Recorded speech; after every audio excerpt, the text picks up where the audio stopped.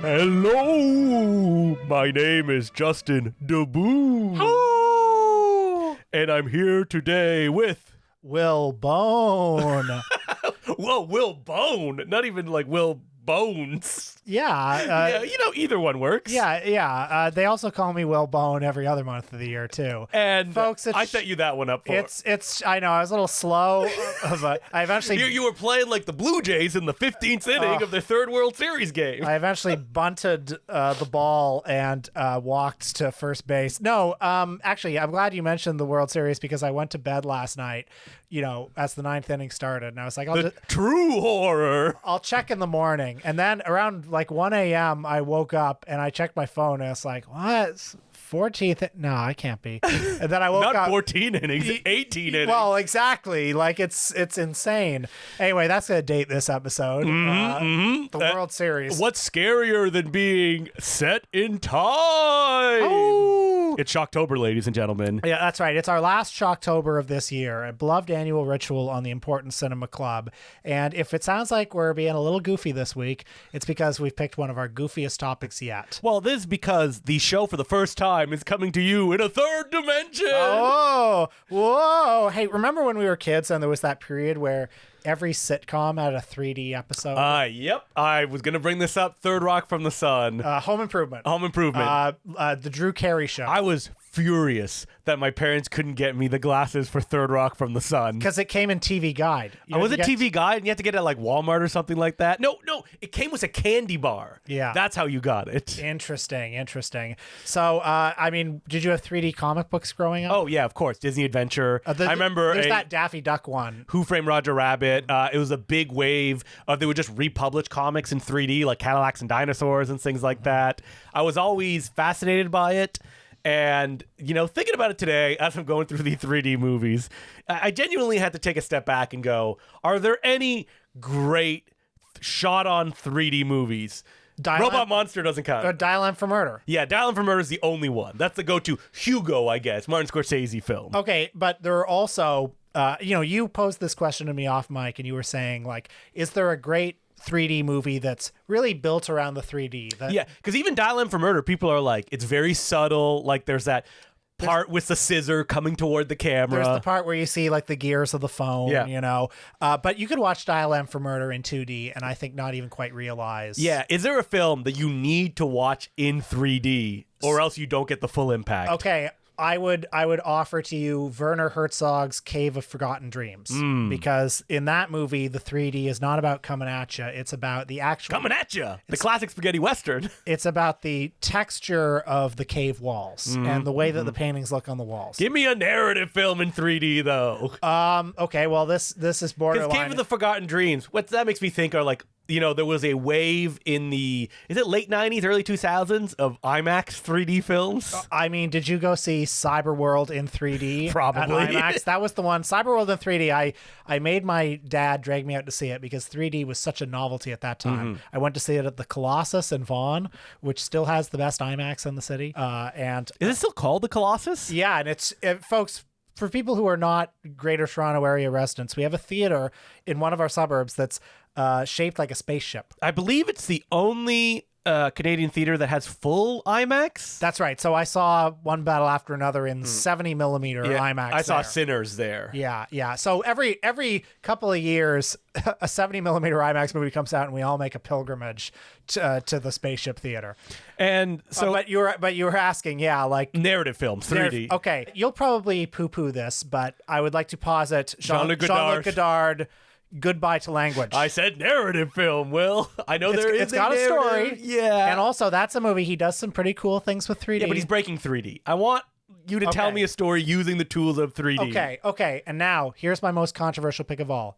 Avatar.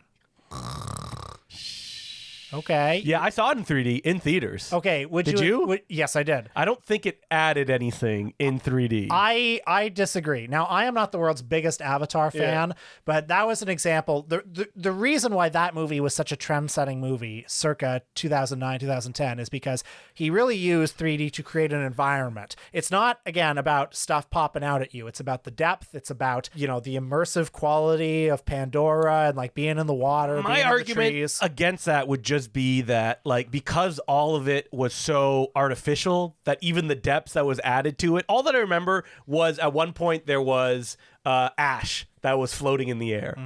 And you know what? I was surprised. I always thought Avatar was the first one to blow those 3D doors open. There were tons of 3D films before then. I believe there was the Zemeckis ones that came out. Oh, you mean in the 2000s? In the 2000s. Ant Bully as well. Well, yeah, and a lot of those were distributed, though, on 35 millimeter film. And James Cameron was a pioneer of a new kind of technology, you know?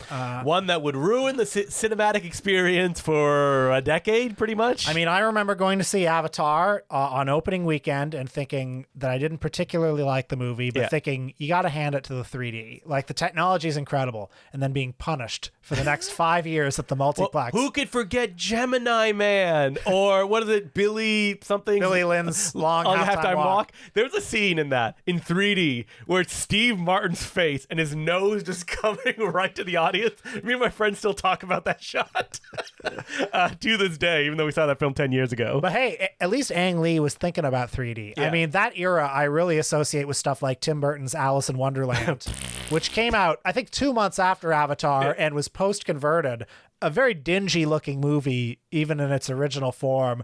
It looks like you're watching it with sunglasses. Yep. Like the technology having to like lose many stops of light to project a 3D correctly, and the lazy theater projectionist, not the projectionist, the owners of the theaters, correct, who would just leave the thing on the projector and wouldn't change it for normal movies. So you would always, I remember watching Django Unchained and being like, why is it so everything's blending together? And it's because they had to remove the thing off of the projector. But yeah, about 5 years, 10 years even, maybe it's still going on, honestly. I just don't fucking go see Marvel movies anymore. But every Marvel movie... They still put them out in 3D. Right. They do, the Marvel ones. And I think that the only people who go to them in 3D go, oh man, I accidentally bought the 3D ticket for it. Yeah, or it's like people who show up at the multiplex and are like, oh yeah, I'll go see it at, like, I have a window of time to see this movie. Oh, god damn it. It's a 3D screening. Yeah. But I think that's pretty much it.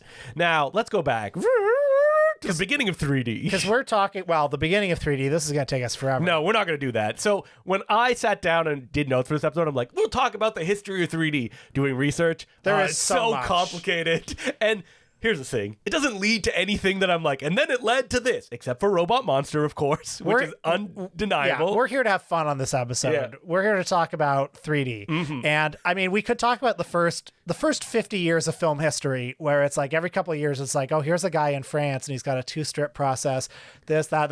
It's the first 3D feature film, The Power of Love. All right. Keep moving. Well, I mean, the real first 3D film is Buona Devil, which, Justin, you will not believe this, but I watched it this week. Wow. Buona Devil from 1952. And the reason is because I've had that Kino Blu-ray burning a hole in my shelf. I was surprised. So I always see like the 3D archive, the institution that they remaster 3D films. I went on their website. I thought they had like 100 titles to their name. They don't. I recognized every one that they've remastered. Well, it's because they do seriously good work on what they do. Unlike a shitty Taiwanese martial arts film like Dynasty. It requires a lot of time, a lot of money, and they do incredible restorations. And so I recommend, 1952's Buona Devil. I mean, look, I can tell you already know about 3D in this era. In 1951, film attendance was 46 million. In 1948, it was 90 million. The threat of television had come, and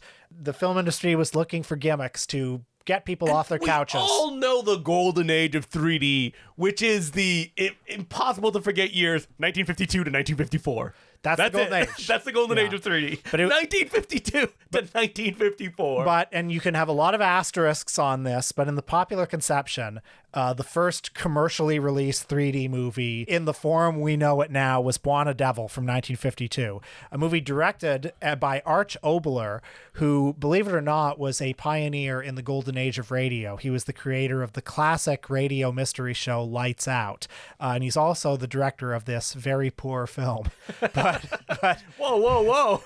You're blowing your lead. Well, so here's the thing about Buona Devil. I cannot recommend the Kino Blu-ray produced in partnership with the 3D Film Archive enough. It is so much fun. So if you have a 3D TV, there's that version that you can watch.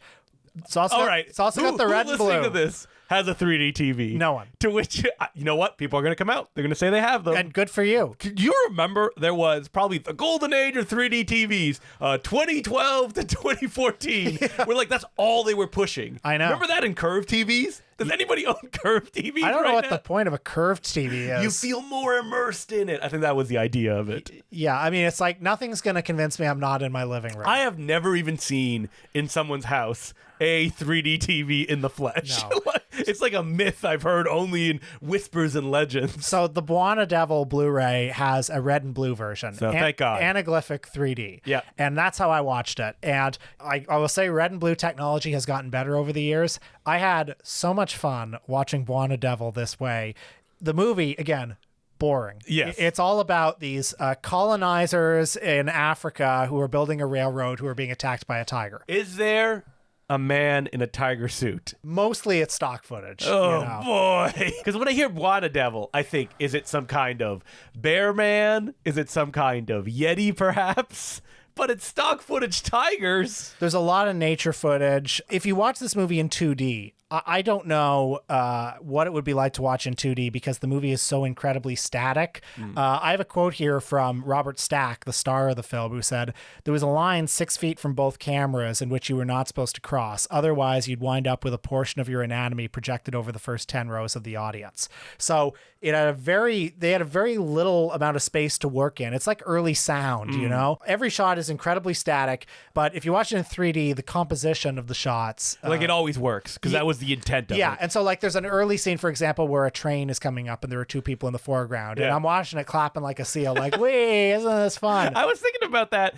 I wrote a review for a slasher film called Silent Madness that Vinegar Syndrome put out, and I remember being so impressed by the 3D, and in my review I wrote, but you know, I could just go outside and see things in 3D. Like, my life is lived in 3D. The thing about 3D is I think audiences do like it in small doses. Yes. So do you think it should be like the Canadian classic The Mask, which is like, and now put your 3D glasses on? I think, well, actually, yes, sort of, even though I don't think The Mask is a great movie or anything. No. Or maybe a Nightmare on Elm Street Part 6, where, it's Freddy's final nightmare. Put on your glasses. I mean, for me, the quintessential 3D movie-going experience of my life was Spy Kids 3D Game Over. Of course. Because it was the only 3D movie in years. Yeah. You're like, Mike Judge, you're flying at me.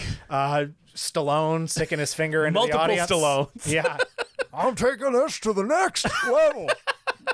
I love on the commentary, of course, which I've listened to it, that Robert Rodriguez did. He said that when he made the movie, he didn't have enough time, and that like the CG effects look bad, so he had a character go low res. So that would explain why they look bad. And he said that on set, he had a 3D specialist who said, "You can't do this, you can't do that. This will like not look good." And he said, "I'm not listening to you. I'm just gonna do it my way." God, a Robert Rodriguez movie that was rushed and poorly made and looked bad. I mean, doesn't it's sound 1 in a million. Doesn't sound like my guy. I don't know. But and by the way, that movie did look bad. Yep. Awful red and blue technology. So boring. But you know. But I was reading Ain't It Cool News, and he promised me it would be better than the car chases in the Road Warrior. I think if there was anything charming about that movie, it's that it sort of leaned into the tackiness of it all. Well, that's all I want with movies that we're going to be talking about today, is I just wanted them to lean in to the 3D gimmick. So I don't want to jump too far ahead. Let's go back to the golden age of 3D. So we're not going to waste too much time talking about all the differences in technology. No. This kind of 3D, that kind of 3D. You shoot with 2 cameras, you get 2 images. Early on, you would have to have 2 projectors showing them. Which was incredibly complicated. If something goes wrong with one print, the images can overlap. Bad. They figured out how to put them both on the same frame, anamorphically de-squeeze them, and they would like layer over each other. There's a million ways to do it. But the one that we're talking about, this is 3D at its peak. Andre Detoss's House of Wax. And if you're thinking a 3D movie from the golden age of 3D, this is the one you're thinking of, probably, right? I mean, I think this movie, it just defines like the history of 3D films when you learn that the director only had the use of one eye and could not see 3D and did not care about the 3D gimmick at all. Well, I mean, as he himself said, Beethoven couldn't hear the music. Yeah, but Vincent Price said that Andre Detoss would watch the rushes and be like, "Why is everybody freaking out? What's going on?" Well, he had the good sense to have a paddleball man. Yes. And that's what you remember. I forgot the greatest 3D experience that I ever had in my life. Rest in peace. Muppets 3D in Florida. Oh, I'm so sad I didn't go to that. It was Muppets 40. Yeah, 40. If Gonzo would suck your dick. Those effects, I'm not going to comment on that, Will. Gonzo is a saint. That was and he's the 40. Only into chickens. He went down on that chicken live on in front of you. It was 4D. Children crying everywhere. Yeah. What's Gonzo doing? He's making love. There was a point with a paddle ball.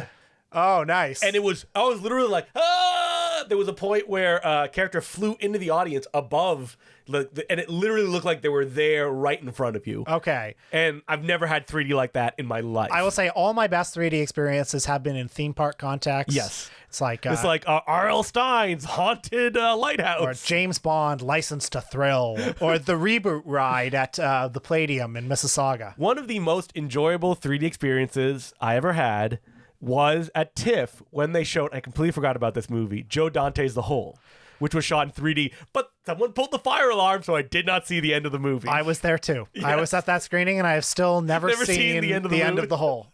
Patreon episode. And do you know why it was so good? Because we were wearing glasses that flickered with the screen. So, and you don't get that in public 3D screening. Joe Dante's The Hole actually came out the same year as Avatar, like it premiered a few months before. And do you think Joe's like, it stole my thunder? I think he probably does think that. Wow, okay. I mean, it didn't get released because James Cameron's technology was cheaper and easier to mass produce. Yeah. But going back to House of Wax, iconic film. Okay, I had one of my best 3D experiences seeing this movie when I was a teenager. Oh, really? Like maybe when I was 15 or so, I saw it at the Royal Cinema, saw it with a friend of mine. And what I will say about this movie is, you said that Andre de Toth was surprised that people were shocked at certain 3D effects and stuff.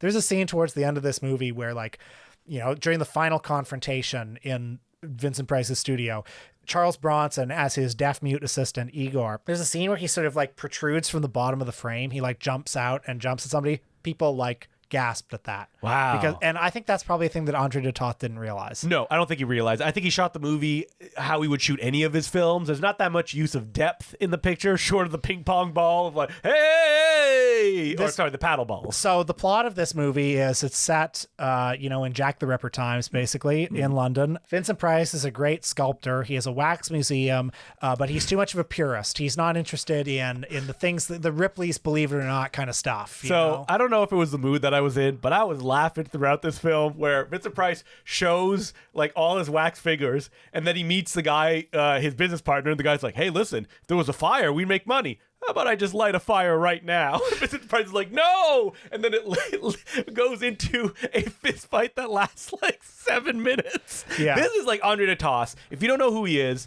we'll do an episode on him one day because he rules. He was like a Western, lightly noir guy, and he basically made like two-fisted, sometimes elevated, action pictures. And so House of Wax is definitely within that mode of Republic horror films. And Republic horror films are infamous of it would be like, the Catman attacks, and there will be a fist fight at the beginning and the ending of the movie, because that is what the directors who made Westerns their entire life structurally expect. So yeah, you get a Vincent Price fist fight in like a big flaming wax museum that's melting at the beginning, and you also get a fist fight at the end of the movie as well. And in between, what do you got? You get the world's most predictable story. Now, Andre de Toth, maybe he doesn't understand horror that much, because like Vincent Price, does he die in the fire? We don't know. Oh, wait, we know 5 minutes later because we see his completely disfigured face just walking around on screen. Yeah, what happens after Vincent Price supposedly dies in the fire is a masked, He's not masked. It's just Vincent Price, Right. like just white face scarred. A cape wearing, hat wearing, Jack the Ripper like hoodlum is killing all of Vincent Price's enemies. Yeah. And then, a few minutes later, Vincent Price reappears. He's alive. He looks exactly like Vincent Price, but he's in a wheelchair. He doesn't have the use of his hands anymore, but he gets his art critic friend from the first scene of the movie to invest in his new wax museum that he's going to make with his assistants, including a young Charles Bronson. And he's going to be like, you know what? I'm actually going to make the most pandering, most horrific wax museum you've ever seen. I'm going to do exactly the thing I said I wasn't going to do. And the suspense of the movie is, well, this masked, not masked. No, this, not masked. This makeup killer Yeah. who looks and walks and has the body of Vincent Price and is killing all of Vincent Price's enemies. But there's also Vincent Price over here. Who could it be? Who could it be? And also, it seems like Vincent Price is using the corpses of his enemies, and he's putting wax over them, at, bucket of blood style. Yeah. For his exhibits. Now, what could possibly be going on? What could this conspiracy possibly be? A scene where the heroine rips at Vincent Price's face to reveal the scarred man underneath? Yes. So I enjoyed a lot of parts of this movie. I liked it when one of the women were chased through the streets by the cloak-wearing Vincent Price. Very fun. Right. So this woman, Carolyn Jones, who plays the roommate of the leading lady, there's a scene early on where she's in her bustier and she's being made up. And in 3D, which I saw this movie in 3D, her bosom is incredibly prominent. And this is the kind of thing you don't necessarily get when you watch it in 2D. So, for the record, I watched all the movies we're talking about today in 3D. And how did I watch them? I don't have a 3D TV. People watch them now using virtual reality headsets, because you can see them in 3D as well. We're not Mr. Moneybags. We don't have those. No. I pulled out my 15-year-old Nintendo 3DS, got the 3D movie viewer on it, and watched it on that little tiny screen. Which I found, when I watch 3D, the smaller the screen is, the more depth I find it has. Interesting. In this context, Charles Bronson did not pop out at me on my tiny little screen when I watch it in 3D like this. This movie, I think, is one of the most accurately rated movies of all time. It is remembered, sort of. Yeah. It is not even quite a minor classic. It is a movie that is sort of fondly remembered for being gimmicky and being part of this wave of 3D movies, and for having Vincent Price in it, giving one of his most Vincent Priceiest performances. That's about what you got here. It's a pretty pedestrian story. It's pretty predictable. There are a lot of slow spots, and there are some funny spots too. Yep. It's a studio picture made by a guy who was very good at directing movies, who didn't like to make horror films, and was blind in one eye making a 3D picture. A really slick and professional, if uninspired job with a fun guy in the middle of it. All right, let's jump back up. 3D is not going away. A little independent production called The Stewardesses becomes a major hit. Well, after the golden age of 3D. 1952 to 1954. Right. It went away because... Can we make t-shirts that say the golden age of 3D? There are a million reasons we can give for why 3D ultimately failed. Yeah. And the biggest reason of them all, as far as I'm concerned, is it's stupid. It's stupid? Okay, no, sorry. I shouldn't say that. I love 3D. Yeah. In small doses. 3D is really fun once in a while. But what if, let me just take a step back. They made a good movie in 3D. It's funny. I just watched Chinatown yesterday. But what if it was in 3D? Exactly. It's like, I would not feel any more immersed in Chinatown. Yeah. And in fact, I would probably be more alienated by it if there was this annoying thing on my face. You know what's funny? Is hurting my eyes. We, as a culture, figured out movies 24 frames per second. Yeah. Like widescreen. You got it. That's how we like to watch it. And people keep coming to me like, what if? Smell-o-vision? It's like, no, we don't want that. Well, because... What if I punch you in the back of the neck when you're watching your movie? Because these are all desperation plays. Yeah. They're not made by people who think there was actually anything missing. They're just like, oh shit, TV has come, or nowadays the kids today, they got their TikToks, they got their Game Boys, they got their Atari systems. Remember when I think it was we need something to get them back to the theater. Alamo announced they were going to show movies in the phone ratio. What are you doing? I have a phone for that. Yep. All right, well, let's jump. So The Stewardesses, independent production, shot in 3D, makes a ton of money. With a different 3D process Different as well. 3D process. A cheaper one, if you will. And what is The Stewardesses? Isn't it kind of like, I've never seen it. Isn't it like a sexploitation comedy? That's exactly what it is. It's a really run-of-the-mill sexploitation film. I have seen it, but not recently. Yeah, that's the thing, is that like any of these 3D movies, you're like, they're fine, I guess. If it were not in 3D, it would be completely forgotten. But today, it is sort of remembered. I have seen it in 3D, but again, not recently. It was released on DVD many years ago. That led to a wave of, gimmick 3D movies in the early 70s. And the horror films jump on the bandwagon because it makes the most sense, right? Like, what is more base than a horror picture that can use a base format like 3D? By the way, just to digress a little bit, I remember some years ago we saw Revenge of the Shogun Women. Both of them used the 3D process pioneered by Michael Findlay. Oh boy. Michael Findlay. Shriek of the Mutilated. Yeah, the great director of such films as Touch of Her Flesh and why am I forgetting his isn't it just a Flesh trilogy? There's the Flesh trilogy. There's so many other films too. Abuser of Roberta Findlay and other things. And who died when his head was decapitated by a helicopter blade on top of the Pan Am building. And hey, man, this is a great transition. Charles Band wanted to make a film called Decapitator, and here we go. We're talking about a Charles Band film. Sorry, we will talk about that. The reason I wanted to bring up Dynasty and Revenge of the Shogun Woman is that this is another example of what 3D is good for. Momentary amusement, because you watch those movies, it's like, oh, this is fun, but then it's like, why are they punching me? Why is there so much they should be punching each other. Doesn't make sense. We forgot the greatest use of 3D. Oh, the Three Stooges. Yeah. There are no one could see me, but I just did a 3D effect to Will of poking him in the eyes. Spooks and Pardon My Backfire, two Shemp era shorts. And you're like, what if the Three Stooges were poking me in the eyes? That's right. It's still a great GIF you can find of Moe. Wait, have they released those in 3D? Yeah, on DVD you can get them with the 3D glasses. Oh, but I want them in the proper. I'm going to get 3D television just to watch those movies. And right now, I'm going to say, with the exception of maybe the Herzog movie I mentioned earlier, Spooks and Pardon My Backfire are the greatest 3D films of all time. Before people are writing letters, I know we're 27 minutes in. I do want to do an art film 3D episode. We should, because there's also like Long Day's Journey into Night has a long 3D section as well. And Wim Wenders' Pina. Yep, exactly. Which makes interesting use of 3D as well. So anyway, sorry, we've delayed it too long. People are like, when are they going to talk about Charles Band's Parasite? So yeah, you're a greater expert on Charles Band. Yeah, Charles Band's a terrible director. I've said this before. I'll say it again.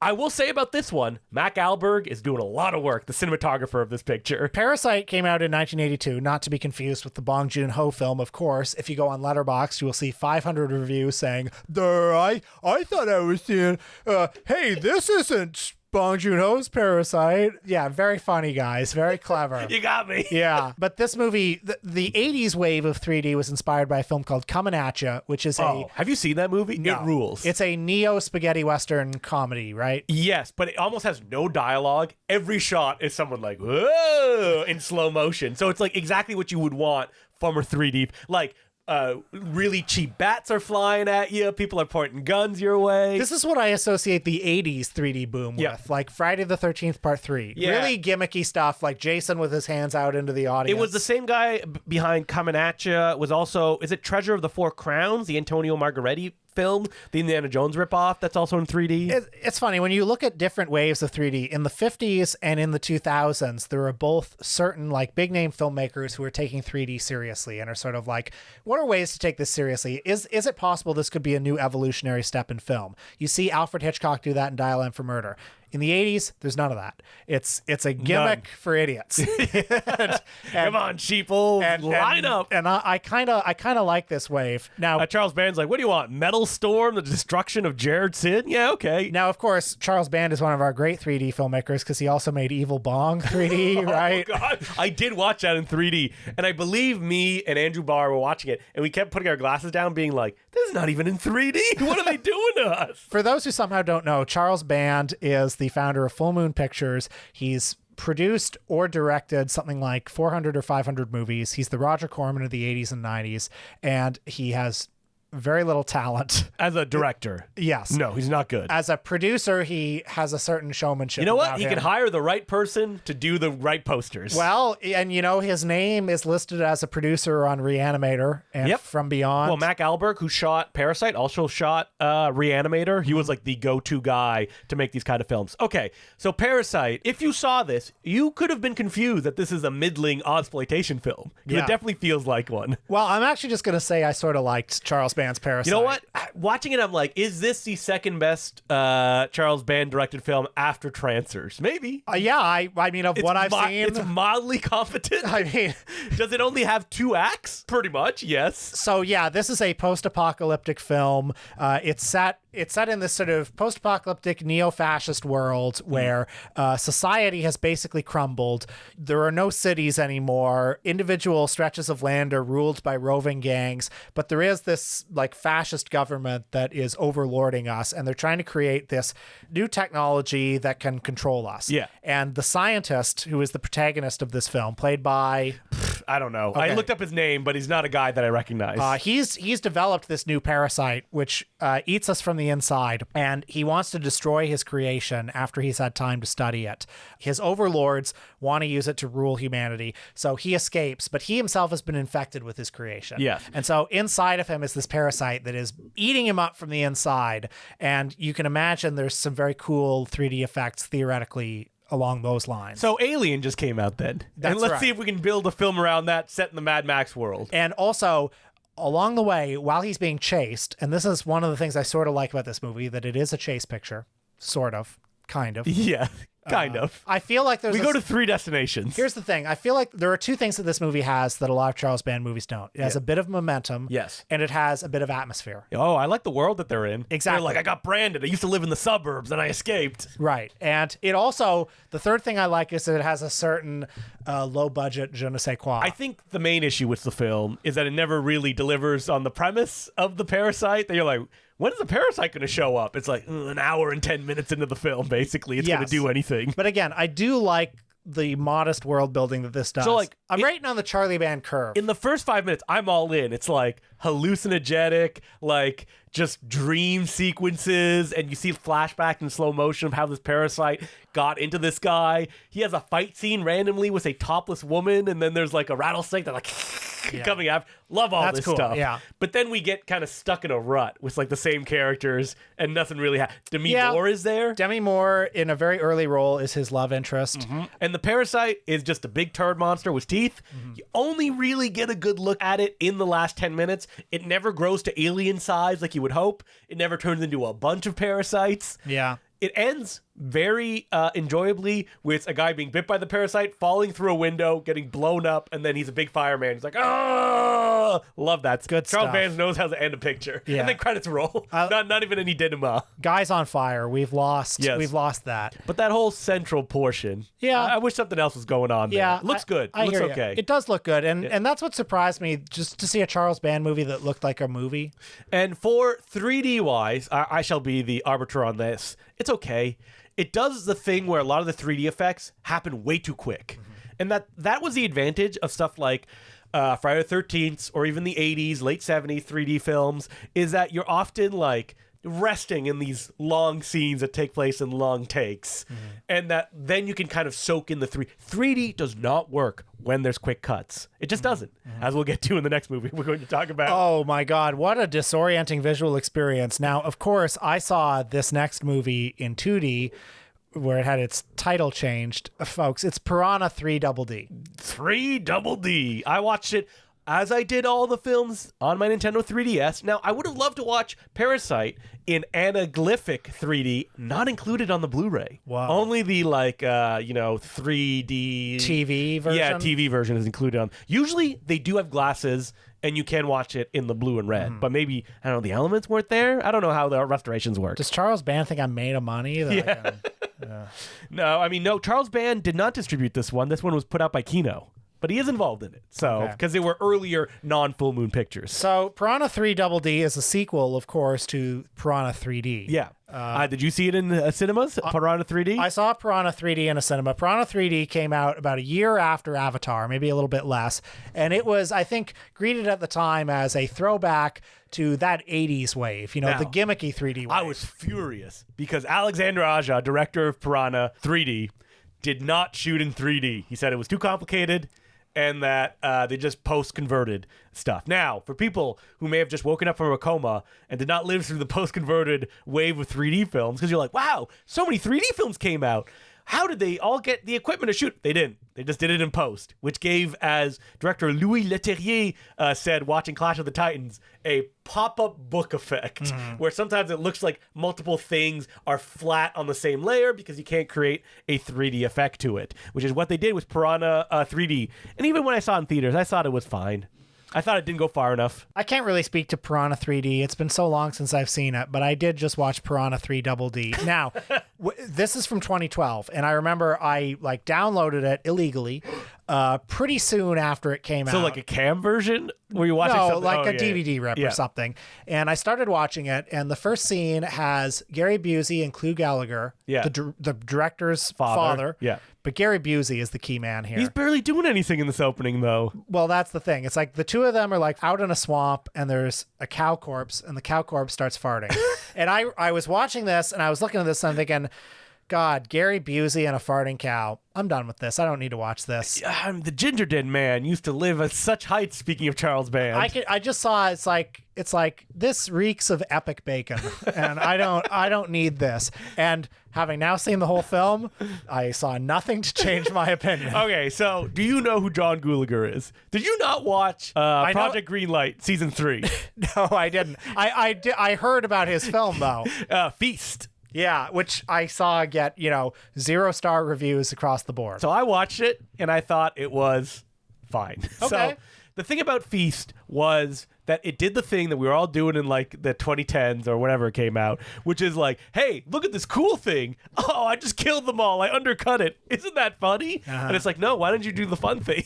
That's what the whole movie was, unfortunately. Well, Piranha 3 Double D, I guess we could try to say what it's about, but it's not about anything. Well, what it's about is... It's scenes. Yes. I'm going to say it right now, watching in 3D. Not that good 3D. Doesn't have that many fun effects. Well, in 2D, it's a horrible visual experience. This is the problem with the 3D cameras that existed during this period. We talked about it when we did Final Destination a couple weeks ago. The 3D cameras look like shit. They look terrible. So the first half of the movie, the first 2/3 of the movie are a classic dead teenager movie where it's a series of scenes of white faces, teens getting offed in supposedly creative ways. But yeah, this is the issue, is that I would love to break this movie down and be like, why doesn't this work? Like, there's a scene where a guy gets his dick cut off by a piranha. Yeah. And it's like, this should be funny. It should be, but it goes on so long. And then the woman wakes up, the piranha came out of her vagina, and she the guy's just like, what did you do to me? And that's how the scene ends. There's no joke. There's no escalation. Well, because the movie doesn't take itself seriously at all. No. There's no tension in the film between people taking it seriously and some subtext that's undercutting it. Speaking of, let's bring his name back up again. Joe Dante did the original Piranha. Why is the original Piranha fun and this is not fun? Because on its surface, it's a standard Jaws ripoff. Yeah. And the original Piranha. Yeah, that's right. But lurking underneath the surface, the tone is very tongue-in-cheek. And in this movie, every scene is built around a moment that you in the audience are supposed to be fist pumping around, oh, but it never nails them. It's never wild enough because there's nothing to hold your hat on. There's no gravitas to any of it. There has to be a there. You know what I mean? So it climaxes with a water park opens and a bunch of piranhas attack, but you don't know any of the characters being attacked, so it's just random people. Here's what's baffling about this movie. There was a rupture about 2/3 of the way in. The first 2/3, it's there's a series of characters and you see them get killed by piranhas in unusual ways, and that's standard. But then 2/3 of the way in, the movie throws up its hands and says, listen, you want to be pandered to? We'll pander to you.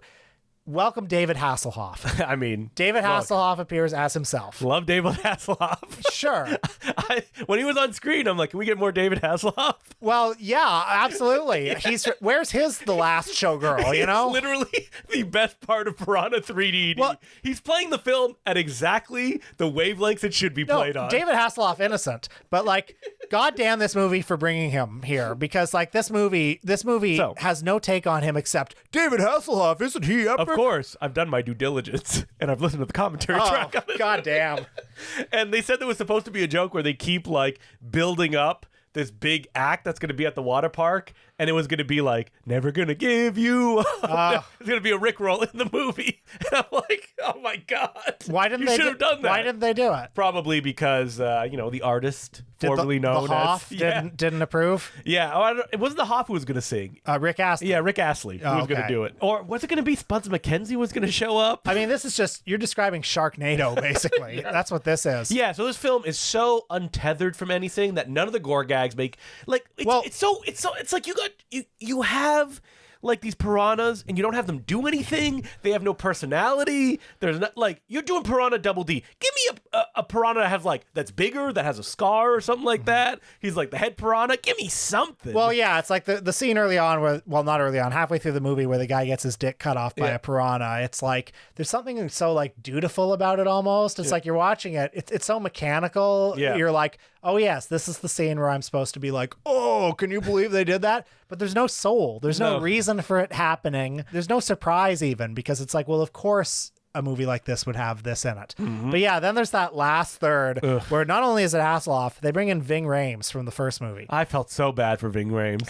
For Paul Scheer, no sympathy. Oh yeah, Paul Scheer shows up, and when I see Paul Scheer, it's like, oh fuck you. Like, whoa. Not him, but just specifically, but just because. How did this get made? But just because that's the movie signaling to you, like, we're in on the joke. Yeah. We have Paul Scheer I think here. Paul Scheer was in the first one though. That's why he's come back. Well, even and Ving so, Rhames was. he's very prominently displayed here, almost as like a poke in the ribs of like, see, we got this comedy guy, this bad movie comedy guy. You ready to laugh?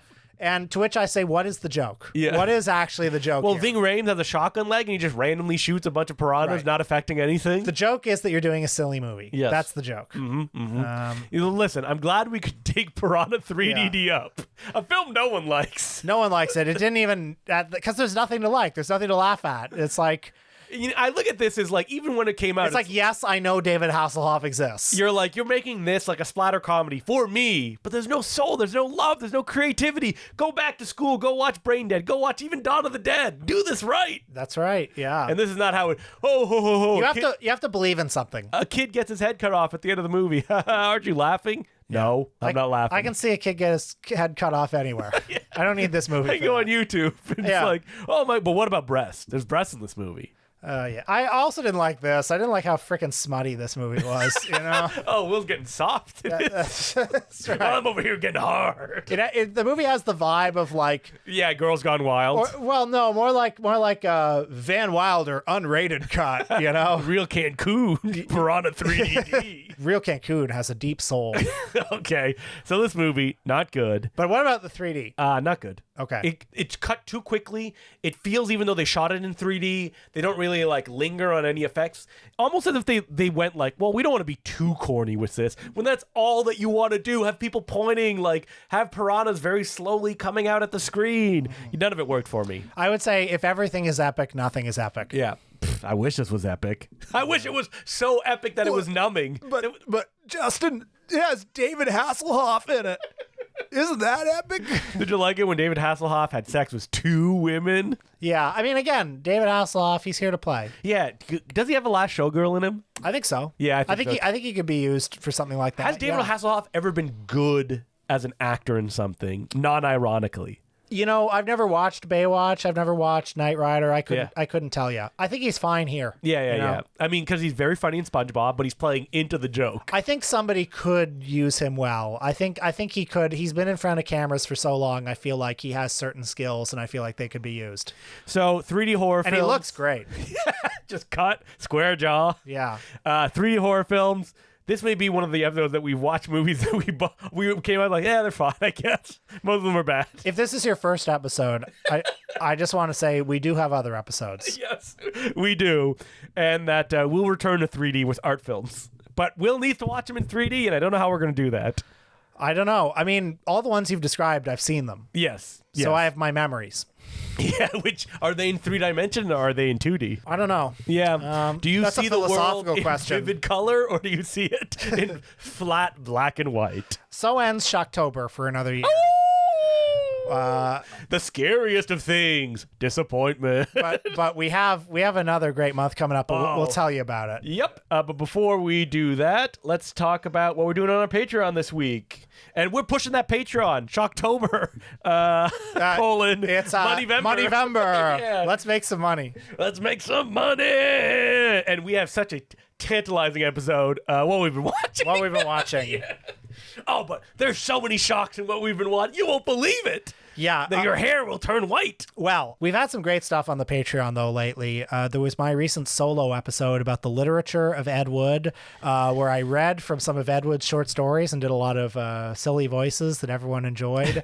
What did we do last week? Will's been doing a lot of solo episodes because he's going solo. This other podcast. We're in our White Album phase. Yeah, that's right. And what did we do on the Patreon last week? We did something fun. Oh, last week we revisited Impossible Horrors. If you want to, the film that I co-wrote and directed. And what's great about this episode, Justin, 10 years later, talks all about the making of Impossible Horror, and you get the real nitty-gritty about what it's like to make a micro-budget independent film and put it out into the world. Yeah, it sucks.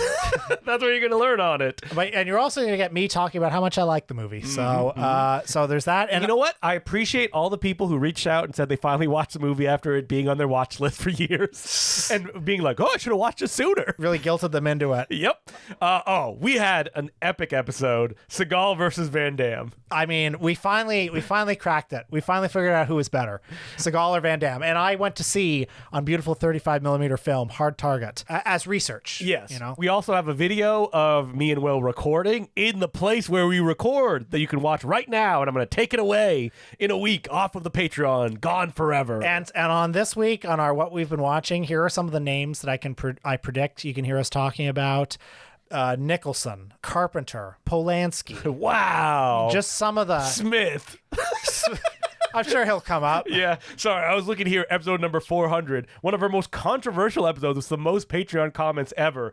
We discuss what we think makes bad movies and go over some of our old one-star reviews. The worst movie of all time is what the episode is called. That's a recent one. So yeah, lots going on the Patreon. Moneyvember. Yeah, Moneyvember. Cha-ching. All right. Has my child's daycare been paid for? No. Did we look at our bill today and found it was $1,000 more, probably because of inflation and a lot of stuff? Yes. Okay, guys, help out Justin. Alrighty. So I've also got some credit card debt, so maybe we can help me too. Why not? It's probably less urgent than Justin, but you know. So letters. Do we have any letters? As per usual, you can send us letters at importantcinemaclubpodcast@gmail.com. And we do have letters, as we always do, which I'm not buying for time here as I look them up. Okay, so our first letter is from loyal listener and letter writer, ML Kennedy, and he writes, hey guys, your friendly Chicago area Fredel and Ray podcast guy with 2 quick questions.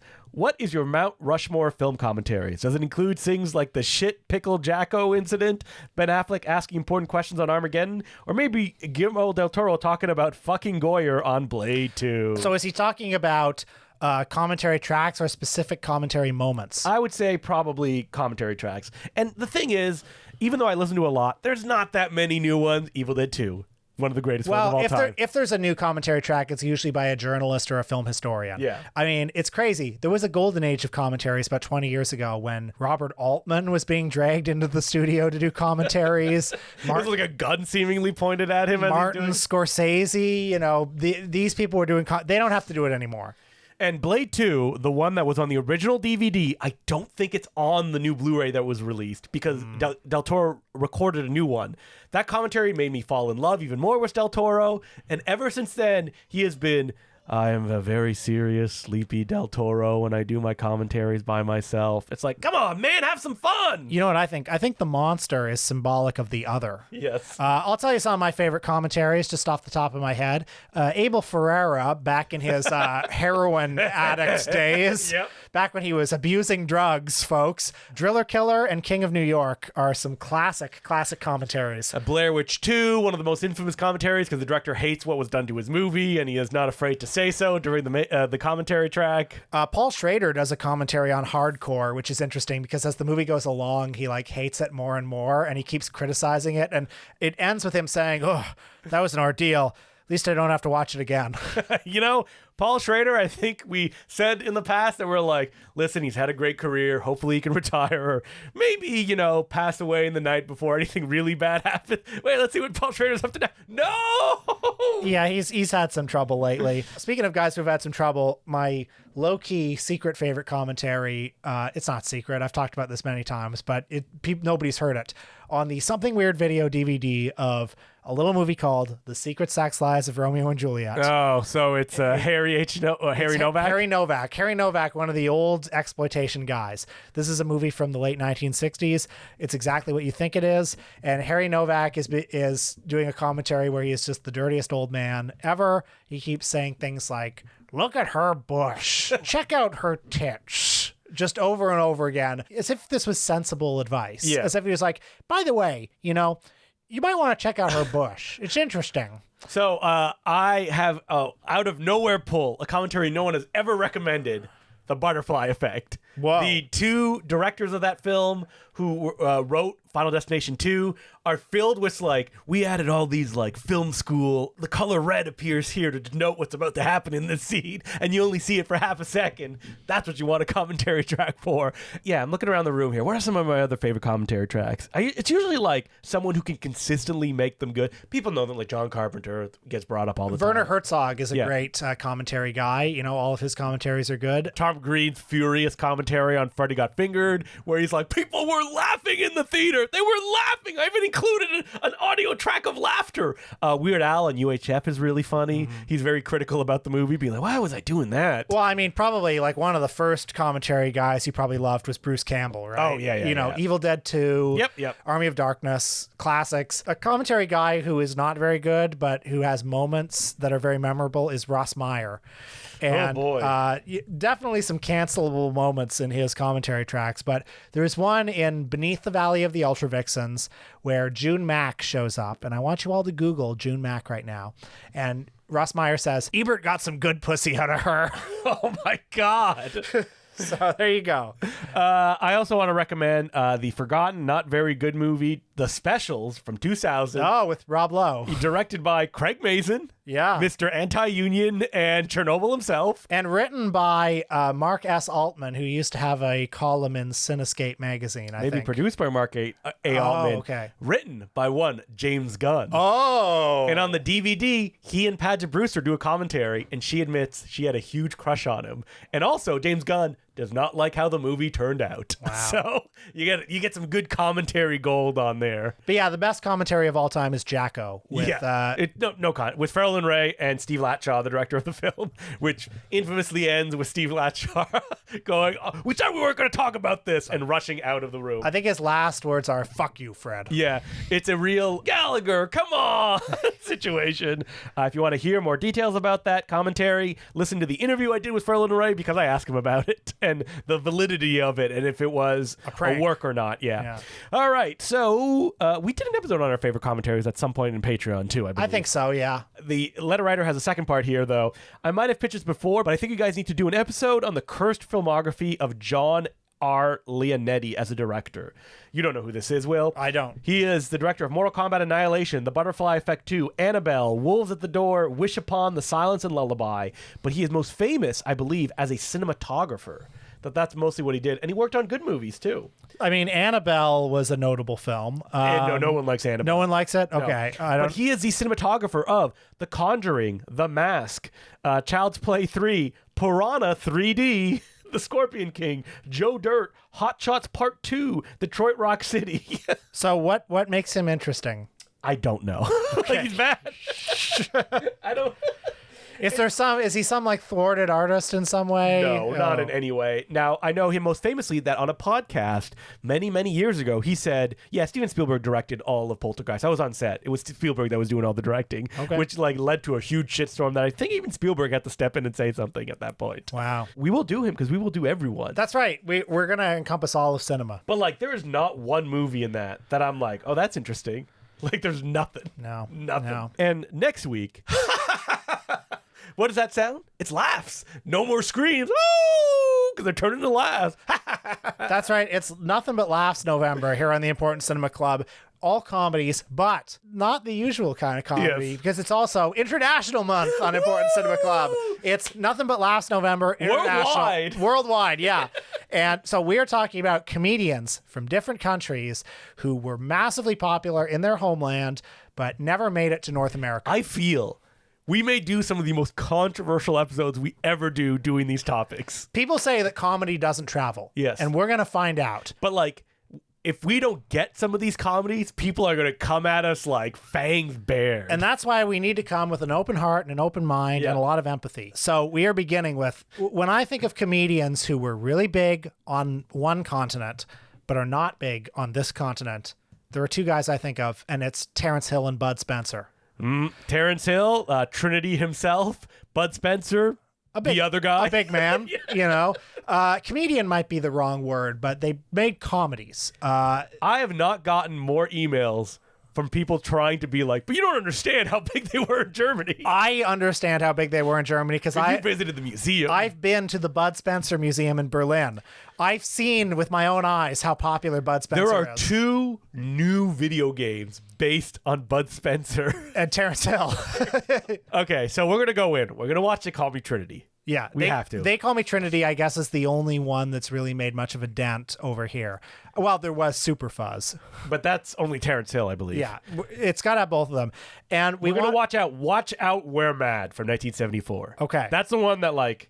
That's their Buck Privates. I guess. And we're putting it out to the audience. What is the other good Hill and Spencer film we should watch? And also, on our Discord, on Patreon... I know some of you love Terrence Hill and Bud Spencer, and I want to know why. Let's hear what did they mean to you? Give us the other good film. Yeah. And like, listen, you know, some people may approach it as like, oh, they just do base slapstick, but we love that stuff. I love base We love that shit. I'm here to love Terrence Hill and Bud Spencer because I love the idea of them. I love that Bud Spencer has a museum in Berlin. Yeah. I bought some coffee, some Bud Spencer coffee. I've got a Bud Spencer t-shirt. I've never seen any of his goddamn movies, so I'm excited to dive in. We're already looking at They Call Me Trinity, a film that an Italian exchange student that I knew in high school handed me when she left saying, this is a very funny movie, you should watch it. 115 minutes. They Call Me Trinity is known as by spaghetti Western fans as the beginning of the end for the genre, because that's when the Italians discovered comedy. And after that, spaghetti Westerns became a very self-parodic genre. Hey, maybe we should check out Trinity Is Still My Name. That one is 2 minutes longer at 117.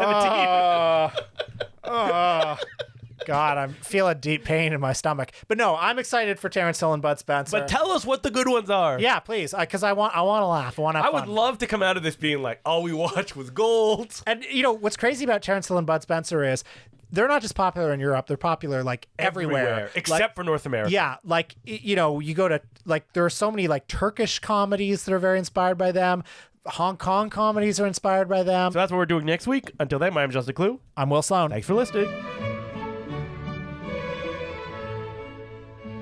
I would like to thank some of our new patrons who include Andy Slabo, Food Bucket Jesus, Nicholas W., Zachary Saranic, Hindenburg Baby, Julian, Elizabeth F., Chris Copeland, Tim Johnson, Richard Whitby, Axe Texera, Zeke Fairley, Yevon Gordon, Maria L., Stephen Bass, Michael Larson, Jacob Mervin, and Erica Leduc. Thank you very much for becoming patrons. We could not keep doing this without you. Well, Justin, I went to your child's 1-year birthday party on the weekend. Yes. Where's this going?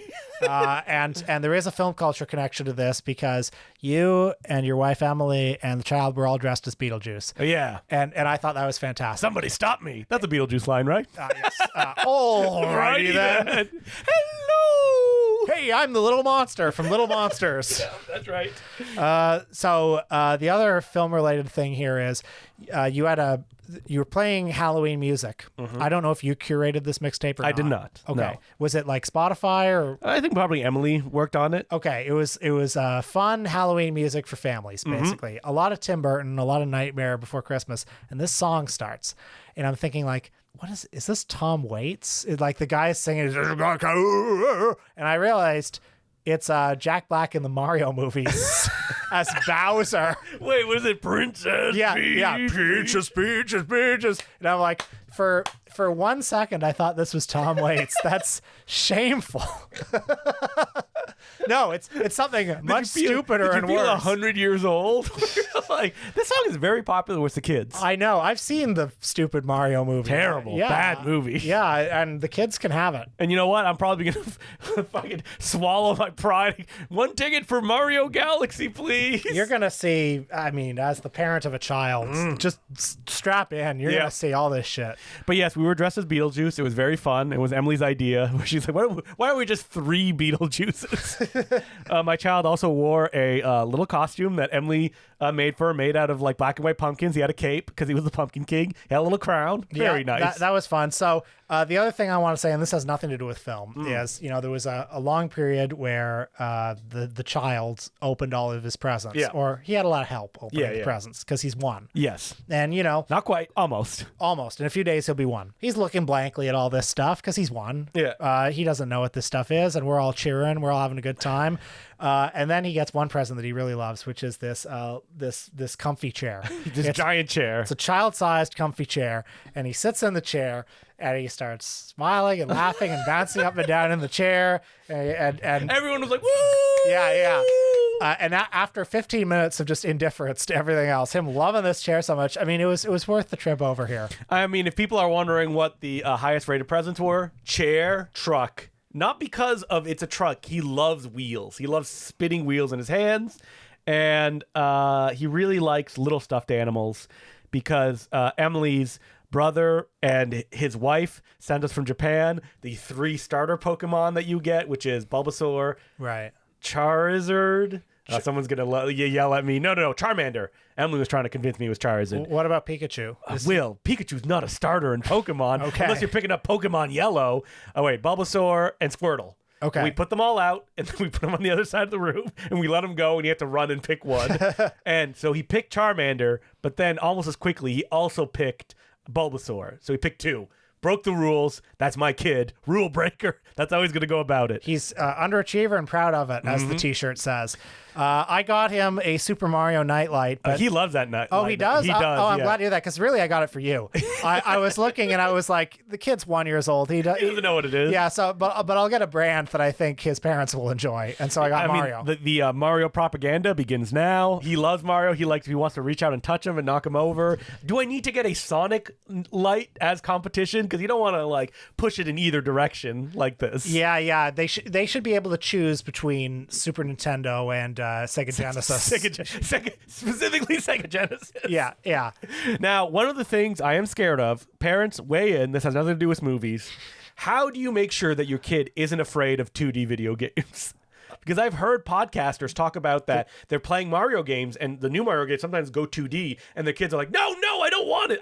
I want 3D Mario. Wait, why don't they like it? Why are they scared? I think maybe it's because 3D is what they kind of like get used to. Bring it back to movies. A lot of people say that's why they continue making CGI films, because that is seen as the norm. And anything that is 2D is seen as not good or lesser than. Interesting. Okay, now I'm going to jump off to a sort of movie-related point.